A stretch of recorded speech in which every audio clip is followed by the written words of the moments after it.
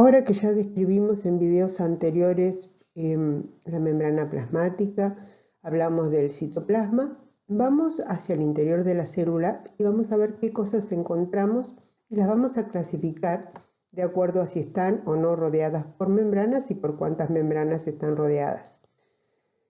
En el último video, cuando hablábamos de citoesqueleto y hablábamos de los microtúbulos, estuvimos describiendo cosas que estaban formadas por microtúbulos y que tenían formas características y que realizaban funciones muy específicas. Yo les comenté ya en ese video que esos centrosomas o centríolos están formados por microtúbulos que se organizan de una manera muy particular en 9 tríos y que dan lugar a la formación y a la organización de los microtúbulos que van a formar el uso mitótico que es tan importante durante la división celular para guiar los cromosomas y después poder originar los dos nuevos núcleos de las células hijas de la célula que se está dividiendo. Entonces, una de las cosas que yo les nombré en ese momento fue que los centrosomas no estaban rodeados por una membrana y que compartían esa característica con los ribosomas, que tampoco estaban rodeados por membrana. Entonces, clasificando las cosas que están adentro de la célula por la ausencia o presencia de membrana, punto 1, no tienen membrana los centrosomas y los ribosomas. Los centrosomas los describimos en el video anterior, entonces no vamos a volver sobre ellos. Vamos a hablar un poquitito de los ribosomas como para plantear las características morfológicas que tienen, pero después vamos a volver sobre ellos cuando hablemos de división celular y cuando hablemos de la duplicación del ADN y de la síntesis de proteínas, porque ahí realmente cuando uno habla de la función entiende por qué tienen esa forma, ¿no es cierto? Cómo cumplen esa función. En realidad los ribosomas son muy pequeñitos, fíjense que estamos hablando de 25 nanómetros de diámetro, por lo tanto con ese tamaño no es una cosa que se pudiera ver en un microscopio óptico común y su descubrimiento de la forma en que están constituidos en realidad tiene que ver con el descubrimiento del microscopio electrónico, como muchas cosas que se han podido estudiar en detalle a partir de ese momento, es decir, de la década del 50 en adelante, ¿no es cierto? Se veían antes como pequeños gránulos en el interior de la célula y se pudieron determinar su forma y la distribución de sus partes a partir de la microscopía electrónica. Cuando se hace un homogeneizado de las células y se hace un fraccionamiento como para poder estudiar sus partes, en realidad se separan por ultracentrifugación, o sea, a mayor velocidad y a menor velocidad uno va sabiendo qué cosas van decantando. Entonces, con ese método muy detallista, se pudo ver que los ribosomas a su vez están formados por dos subunidades y que el tamaño y el peso de centrifugación de las dos subunidades de los ribosomas en las células procariotas eran diferentes de las células eucariotas. Ese peso final combinado de centrifugación era mayor en los ribosomas de las células eucariotas y por lo tanto se asume que tienen un nivel más grande de complejidad. Pero presten atención a una primera afirmación que estamos haciendo acá. Tanto las células procariotas como las células eucariotas tienen ribosomas. Cuando nosotros veamos lo que es síntesis proteica, quizá vamos a entender cómo funcionan estos ribosomas. La realidad es que los ribosomas se forman en el núcleo particularmente en el nucleolo, y hay quienes dicen que son como un banco de trabajo en el cual se pueden llevar a cabo diferentes trabajos y dan origen a diferentes productos. Pero de hecho es que intervienen en funciones muy específicas. Una de ellas es la síntesis de proteínas, y decimos que es un banco de trabajo porque en realidad lo que hace es leer la información que el ARN mensajero trae desde el ADN del núcleo, hace la función de leer y poder de esta manera pedirle al otro ARN que está libre en el citoplasma que traiga uno a uno los aminoácidos necesarios para hacer el ensamble y fabricar la proteína correcta de acuerdo a la lectura que emana de lo que trae la información del ARN mensajero. Visto así parece muy complicado, pero vamos ingresando en este tema, así después lo podemos ver detenidamente. En este momento lo que importa es que ustedes miren ese dibujo, fíjense que hay una lista, una fila indicada por bases que vienen de los ácidos nucleicos, son las bases que trae el ARN mensajero y que son cada 3 marcan la información para un aminoácido, ¿sí? Después lo vemos detenidamente.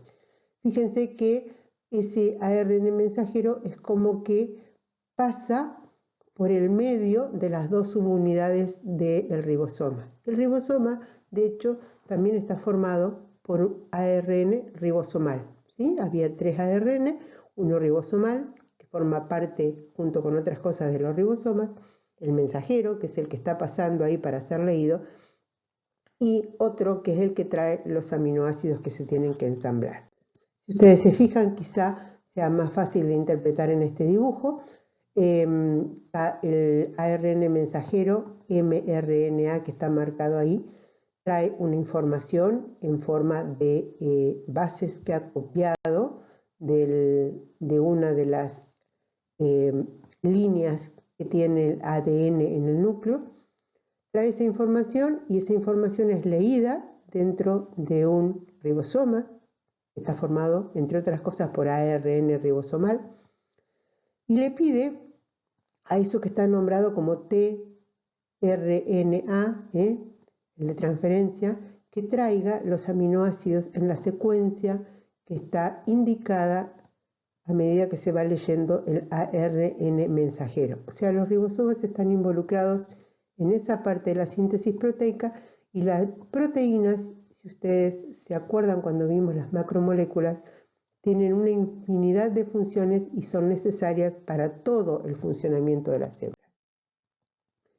Entonces, nos quedamos con esos dos integrantes de las células que no estaban rodeados por membranas: centrosomas, ribosomas. Otra cosa muy importante que tenemos que recordar: los ribosomas eran diferentes entre las células procariotas y eucariotas, lo que quiere decir que están presentes en ambos tipos de células. Lo que estaba, cuando comenzamos este video, indicado en la parte central de la primera diapositiva, era un sistema de endomembranas.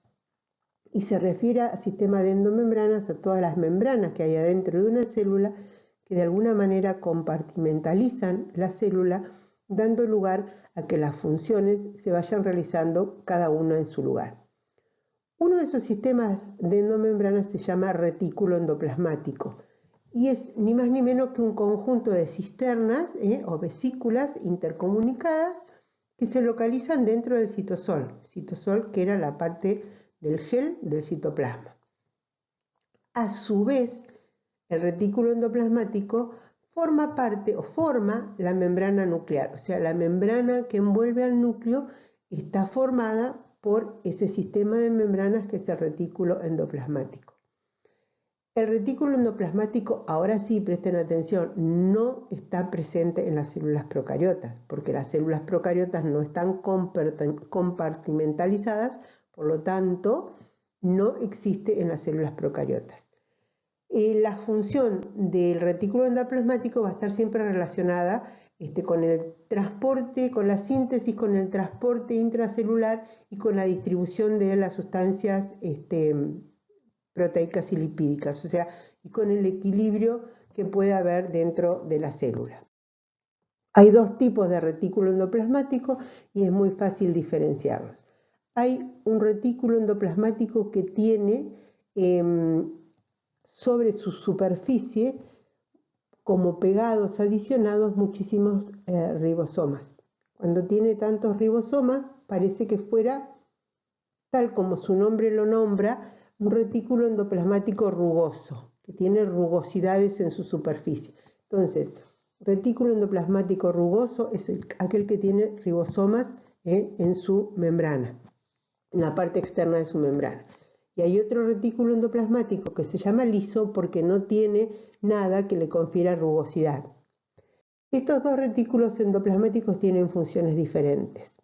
Por ejemplo, el retículo endoplasmático liso es más tubular que el rugoso y no tiene, como dijimos hace un ratito, no tiene ribosomas.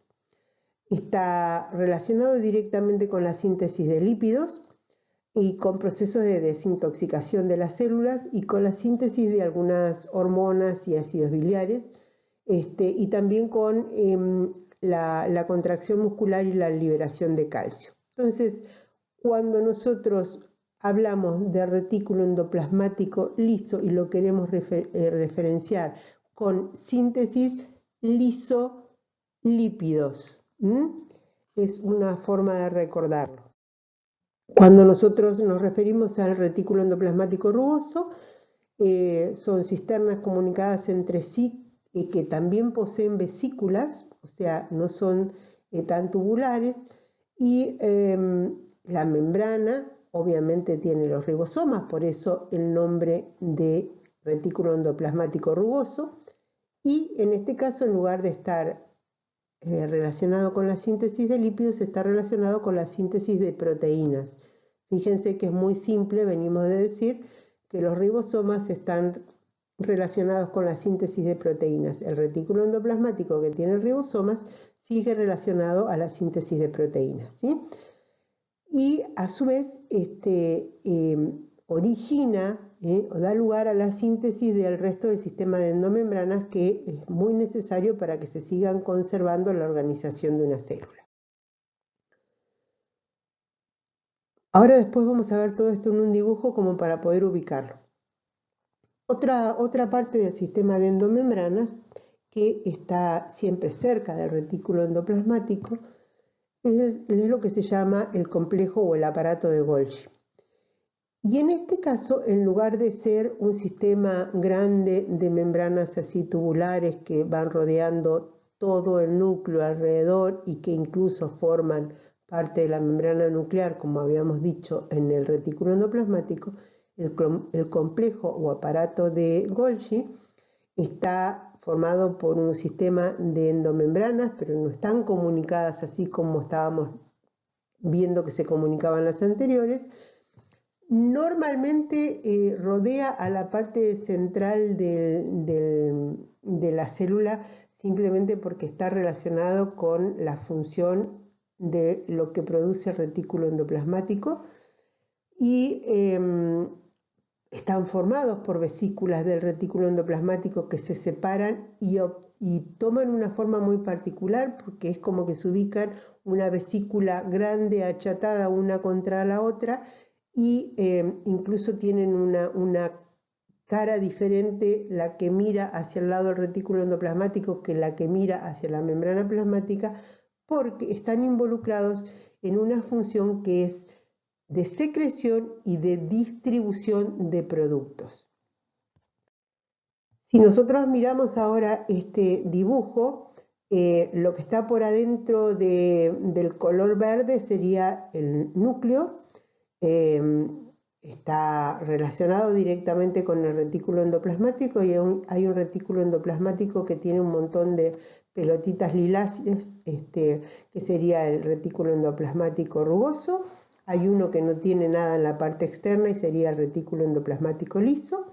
Y después hay una pila de vesículas chatas que es el complejo de Golgi, el complejo o el aparato de Golgi. En la otra fotografía es cómo se ve ese complejo en una fotografía de un microscopio electrónico de transmisión. Si ustedes comienzan a mirar, lo que se está nombrando es cómo en realidad se mueven las vesículas de un lado al otro entre el retículo endoplasmático y el complejo o aparato de Golgi. Cada uno de esos aparatos de Golgi reciben a veces el nombre también de dictiosomas. Cada dictiosoma sería el conjunto de 5 o 6 decenas de vesículas. Hay una cara convexa dentro de ese aparato de Golgi, que es la cara de formación, o sea, la cara cis, que es la más delgada y la que está más cerca del retículo endoplasmático, y hay otra cara que se llama de maduración o cara trans, que es mucho más gruesa y que está hacia la parte externa más cerca de la membrana plasmática. Y hay un montón de vesículas de transición que se van moviendo en el medio.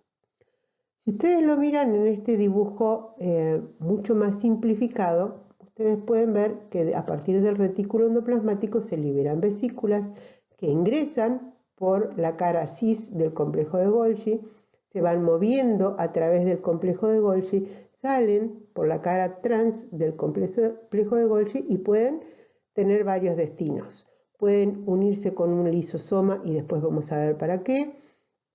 Pueden ir directamente a la cara externa o pueden directamente liberar componentes en otro lugar de la célula. Pero de esa manera funcionaría la producción en el retículo endoplasmático y la función posterior por la cual las vesículas pasan por el aparato de Golgi. ¿Por qué pongo todas estas funciones ahora en esta otra diapositiva? Es porque en realidad la función, fíjense, la función que está marcada en negrita sería la función más importante del aparato de Golgi. Transporta, distribuye y madura sustancias. ¿Qué quiere decir? Empaqueta, termina de armar las cosas que se produjeron antes. Por ejemplo, tenemos una proteína producida por un aparato por el retículo endoplasmático rugoso, llega en una vesícula al aparato de Golgi, mientras pasa por todas las cisternas del aparato de Golgi, sufre una transformación. ¿Cuál puede ser la transformación? Por ejemplo, si ustedes se remontan al dibujo de una membrana plasmática y se acuerdan que la cara externa tenía proteínas que formaban que tenían proyecciones de glúcidos hacia arriba y que formaban el glicocálix. Bueno, ese empaquetamiento de los azúcares con la proteína y transformarlo a su forma final para que cumpla una función específica es lo que se realiza dentro de un dictiosoma, dentro de un aparato de Golgi. Por eso, en realidad, a pesar de que hay una lista de cosas que ahí les pongo, cuando uno dice cuál es la función principal y transporta, distribuye, madura sustancias, o sea, las termina de armar para poder usarlas en su destino final, selectivamente, porque las arma de acuerdo a la función que sea necesaria. Aparte de eso que está marcado, bueno, continúa con la glucosidación de lípidos y proteínas, actúa en la síntesis de celulosa, hemicelulosa y pectina, forma parte del tabique de fragmentación de la célula vegetal cuando se está dividiendo, da lugar a los lisosomas, que después vamos a ver qué son los lisosomas y cuál es su función, y también saca hacia afuera mucopolisacáridos, por ejemplo, cuando la célula tiene que desecharlos o sacarlos de adentro de su contenido. La animación que está al costado es simplemente si uno ve venir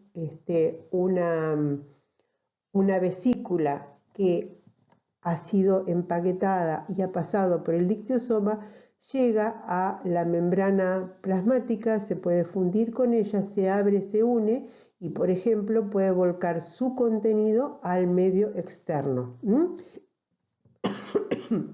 Es una forma de ver cómo funciona. Acá hay otro dibujo simplemente para hacer un repaso de lo mismo que estábamos diciendo, ¿no es cierto? Siempre fíjense, desde la parte interna hacia la externa, cuando ustedes ubiquen el núcleo, fíjense que la pared del núcleo está dibujada en forma continua con el retículo endoplasmático rugoso, que hay una parte del retículo que es liso, que se forman vesículas que pasan a través de el complejo de Golgi y que después en vesículas de transporte van a parar, por ejemplo, a la membrana. Entonces, eso es un resumen que en esta otra diapositiva estaba como representado en una animación, ¿no es cierto? Las vesículas son en realidad las unidades de transporte, fíjense, ahí llegaron a la membrana. Si volvemos a empezar, hay producción, empaquetamiento, transporte y salen a membrana. Después lo miran y fíjense cómo son ese tipo de funcionamientos. Vamos ahora a otra vesícula que en realidad está rodeada solamente por una membrana, que se llaman lisosomas. Es muy fácil acordarse de este nombre y para qué sirven. Lisosomas viene de lisis, lisis viene de rotura. Serían pequeños orgánulos a donde, rodeados por una sola membrana, hay dentro enzimas hidrolíticas o enzimas digestivas que ayudan a romper determinadas estructuras que tienen que ser rotas para poder ser utilizadas de otra manera. La lisis puede ser para cortar moléculas más grandes y poder usar moléculas más chicas, pero también puede ser para romper moléculas de desecho y que se puedan ser transportadas en forma más fácil hacia el exterior. Después vamos a ver que también esos lisosomas, con esa cantidad de enzimas hidrolíticas adentro o digestivas, ayudan, por ejemplo, a eliminar, cuando una organela deja de ser funcional en una célula, se degrada, se como autoconsume por la célula, se transforma en cosas más pequeñas y se desecha. O sea, la célula tiene este sistema de no acumular residuos muchas veces, sino poder largarlos a su medio externo. En realidad, fíjense en esto, en lo último que dice esta diapositiva, son mucho más mayor en número los lisosomas en las células animales que en las células vegetales, y ahora vamos a ver por qué. Vamos a ver esta animación con una fagocitosis. Ustedes saben lo que es la fagocitosis porque nosotros estuvimos hablando de endocitosis, ingreso mediante una invaginación de la membrana de cosas que podían estar en solución o podían ser sólidas. Si estaban en solución era pinocitosis, si eran sólidas, fagocitosis. Por eso el título de esto es fagocitosis. Ingresó un insecto a la membrana, se lo llevó una vesícula. Cuando llegó al interior, miren detenidamente, se une a otra vesícula. Esa vesícula es un lisosoma que traía las enzimas de degradación. Degrada, todo lo que sirve quedó dentro de la célula, todo lo que no sirve salió al exterior de la célula. Entonces, vamos a hacer con esta diapositiva un resumen de las características de las funciones de los lisosomas. En la fagocitosis, entonces, se forma la vesícula de fagocitosis, se une a un lisosoma, forma un fagosoma y consume a lo que ingresó adentro de la célula, ¿no es cierto? En el punto 2, que está en el medio, en realidad lo que está mostrando es un lisosoma que en realidad viene con esa producción de enzimas desde el aparato de Golgi. En el punto 3 lo que quiere mostrar es que ha habido una digestión por medio de las enzimas de que estaban presentes en los lisosomas, y entonces en el punto 4 todo lo que estaba aprovechable queda en forma de monómeros que van a ser absorbidos por la célula. Pero en el punto 5 y en el punto 6 hay cosas que son de desechos. Entonces, en algunos casos salen directamente, en otros casos vuelven a pasar por intercambiar enzimas con otro lisosoma como para pulir el desecho y aprovechar algo más, y después tiran el resto al medio externo porque ya no le sirve a la célula. En el punto 8, lo que está diagramado es la autofagia de una mitocondria. Yo se los comenté recién, cuando una mitocondria, por ejemplo, deja de funcionar, no queda como un artículo fuera de uso rondando muerta dentro de una célula, sino que esa célula la conduce o la acerca a una vesícula que es un lisosoma, que tiene las enzimas de lisis o de rotura o de digestión adentro, y la transforma en monómeros o en cosas más chicas que después pueden ser excretadas de la misma manera que los ejemplos anteriores. En todas las células, pero con diferencia en su forma y su cantidad, existen vacuolas. Y las vacuolas son otra cosa, otro componente de la célula que está rodeado por una sola membrana, que en este caso se llama tonoplasto, tiene un nombre particular, la membrana de la vacuola. Son mucho más notables en las células vegetales que en las células animales, y a veces pueden pasar a formar parte en las células vegetales desde comenzando a un 5% del volumen de la célula, pasar a un 90%. O sea, a medida que aumenta la edad de la célula, puede aumentar el tamaño de la vacuola. El interior de una vacuola es hidrofílico, o sea, en realidad tiene agua, y en el interior de esa vacuola es a donde se almacenan los productos de almacenamiento, válgase la redundancia, los productos de desecho, por ejemplo, en las células. Por eso, hace un ratito yo les decía, es más numerosa la cantidad de lisosomas en las células animales, porque lo que en realidad sucede es que trabajan mucho más rápido, desechan y sacan de la membrana, mientras que las células vegetales tienen en las vacuolas no solamente un lugar de almacenamiento, sino algunas veces un lugar de acumulación de residuos.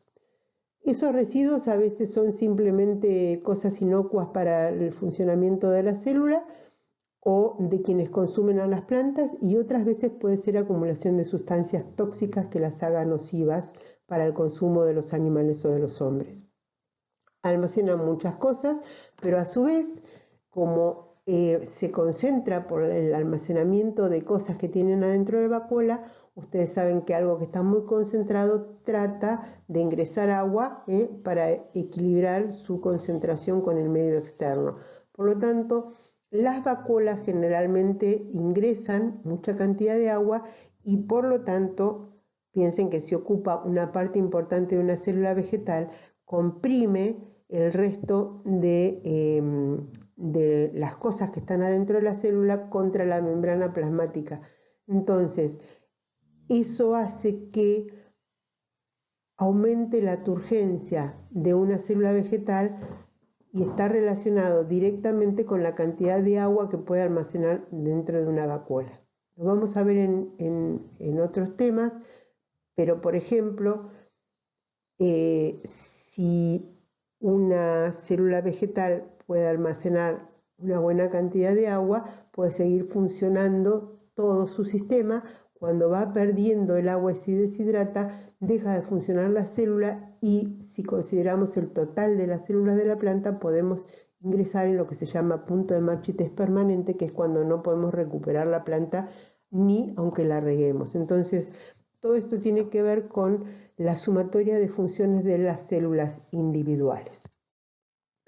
Cuando nosotros miramos una vacuola al microscopio en una célula vegetal, podemos ver este tipo de cosas. O sea, fíjense que ocupan un gran espacio dentro de la célula. Es fácil seguir la forma de la célula acá porque lo que vemos rodeándola es la pared celular. Y en algunos casos podemos ver que la vacuola ocupa gran parte del centro de esa célula. Y en esta fotografía, que es una fotografía con un microscopio electrónico de barrido, podemos ver que la célula puede acumular determinadas cosas dentro del interior de sus vacuolas. Y esas cosas pueden tomar diferentes formas y de acuerdo a las formas uno puede clasificar las acumulaciones dentro de las plantas. Cada tipo de planta o cada planta tiene una forma de acumulación de residuos particular.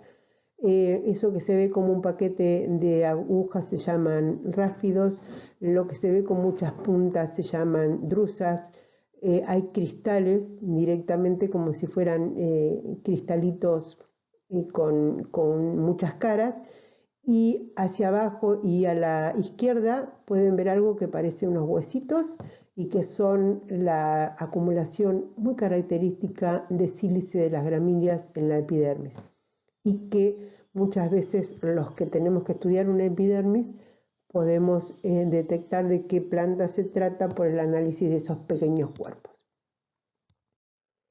Esto sería todo entonces lo que se refería a los componentes dentro de la célula que no tienen membrana y al sistema de endomembrana, o sea, todo lo que está rodeado por una membrana.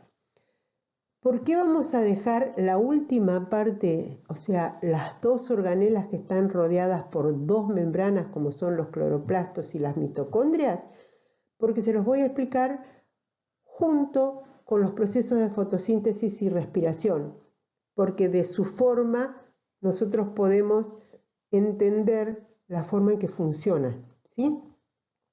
Sí tienen que recordar que esas dos organelas, se las expliqué en otro video, son las que se supone que se formaron por el proceso de endosimbiosis. Recuerden lo que era la endosimbiosis, y cuál es el producto que daba esa endosimbiosis en una célula animal y en una célula vegetal, y por qué entonces había organelas con doble membrana. Antes de ver fotosíntesis y respiración, vamos a pasar por un video muy corto sobre núcleo. Así vamos organizando y ya después les puedo explicar directamente fotosíntesis y respiración.